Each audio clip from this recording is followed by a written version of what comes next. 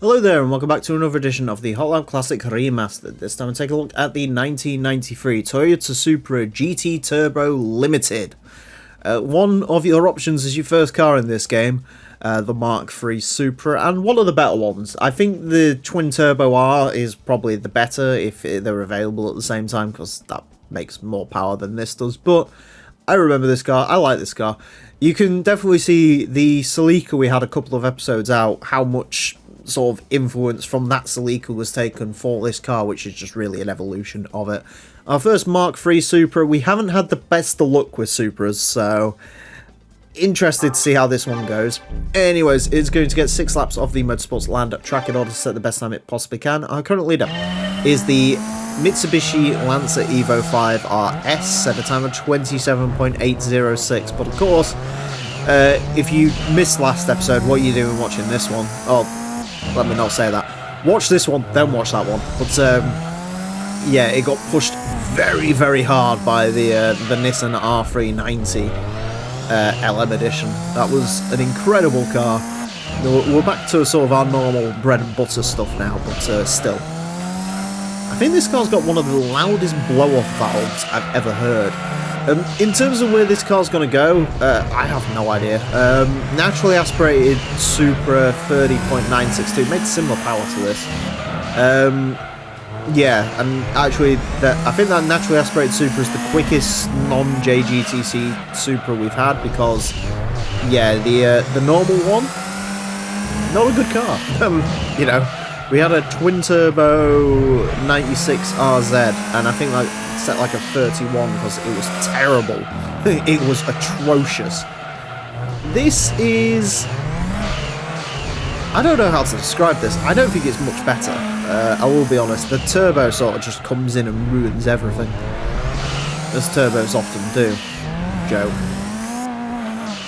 I mean, it's not awful or anything. It's just not brilliant to drive. Where did that Celica go? I can't remember. But yeah, it's not as bad as the Celica to drive. It's probably the nicest driving Supra we've had, because I do remember that naturally aspirated Supra was horrendous to drive. It just wanted to slide everywhere. This isn't quite that bad. This actually feels pretty well balanced. The problem with this is it just wants to spin its rear tyres. Because the turbo kicks in, because the turbo's quite violent on this, it just wants to spin the rears all the time.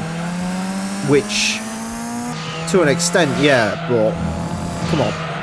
Take a break. The rear tyres, they can't take much more, man.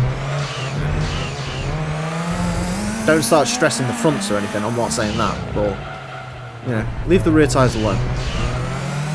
I'm not the biggest Mark III Supra fan, I've sort of said this before.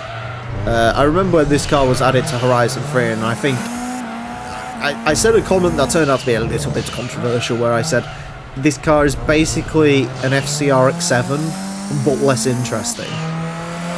I'd sort of walk that back a little bit now, because I'm not a huge FC fan either, but balls. Self-censorship there. Oh, this could go quicker, but it's not going to. That's annoying. Yeah. It just wants to spin its rear... There you go. That's what you want to do. You just want to spin your rear tyres. That's all it wants to do. Everywhere it goes, just spin the rears. That's annoying. That could have gone quicker, but I can only go as quick as the car will let me go, and unfortunately in this case the car did not let me go very quick at all. It does beat some interesting cars, as you'll see in a second, but yeah, that's annoying. I think it's quicker than that. No, it's not quicker than that Turbo Supra. Damn. Yeah, it could go quicker. That really could go quicker, but how much quicker, I don't know. The more I tried to push it, the worse it got, so yeah. Unfortunately, Mark III Supra, I was hoping these were going to be a lot better than the Mark IVs, but as it turns out, no, they're all about the same. Oh well. A 31.293 places it into 119th place. That's interesting because that means it beats the Celica GT4 ST165. Which doesn't make much sense to me. I mean, it's right around a Sylvia Q's, which, yeah, makes sense. Slightly beaten by a Prelude. It's quicker than Tom's Supra, but that was atrocious to drive that car. Yeah. It's a shame, isn't it? The Supras just ain't it around this course. It's unfortunate, but it's true. Anyways, that's it for this episode. Thank you all very much for watching. Join me next time when hopefully I'll be driving something that's a little bit more controllable. Until then, farewell.